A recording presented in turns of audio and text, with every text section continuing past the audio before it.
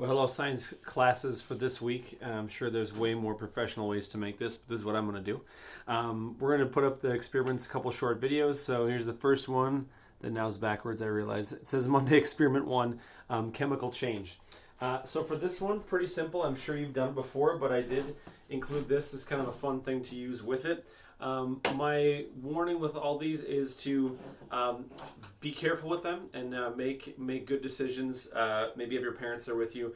This one I would recommend find something, maybe sunglasses to put on as eye protection on here. So I'm just going to put those on, and all you're going to do, as you probably have seen before, baking soda and vinegar will react together.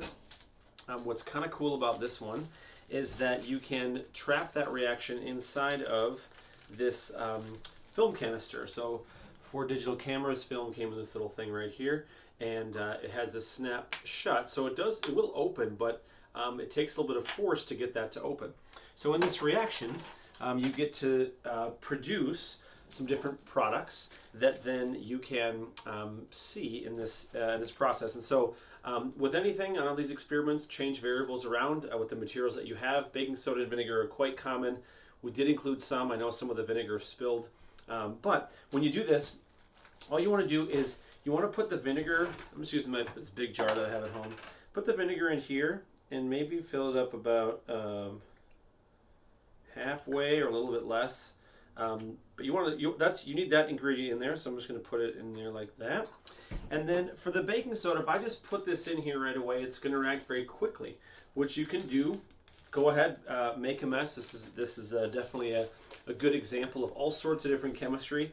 You could probably, I tell my chemistry students, I could probably teach an entire course on the principles of chemistry with just baking soda and vinegar. There's that much that's going on. But in this case, we're just going to try a simple version. And you want to get a plastic bag. I have some in there that if you want to use, but you can also use your own. They're, again, pretty common, probably in your house.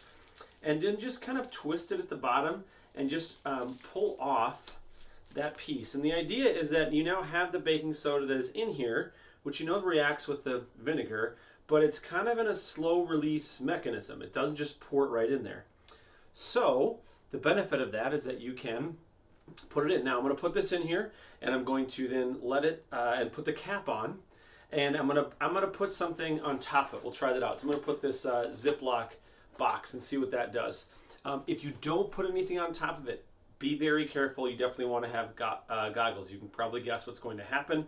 That top is most likely going to pop off. So outside is best, somewhere where you have some space. Ideally put something on top of it that will stay there, and you can try this again if it doesn't work. So let's give it a try here right now. So I'm going to put this in here, cover it up, get the reaction started, and let's see if that works. We're just waiting for a second here. Will it make enough pressure? I don't know.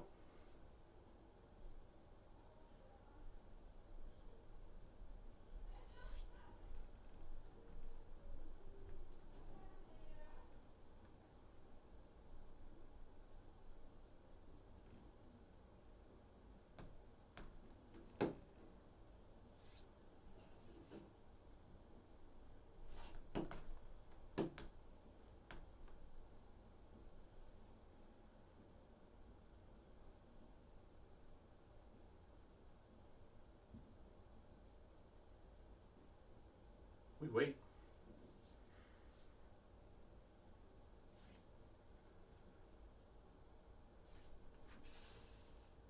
If you do have to look at it, always aim it somewhere else. If you give it a little shake, appears it might have been leaking.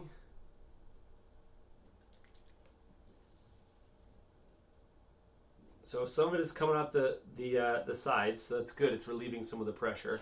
Let's just see what happens when I pop this. Not much. Let's try it again. I'm going to open up the bag a little bit so it has better access to the baking soda. And then I'm going to turn it upside down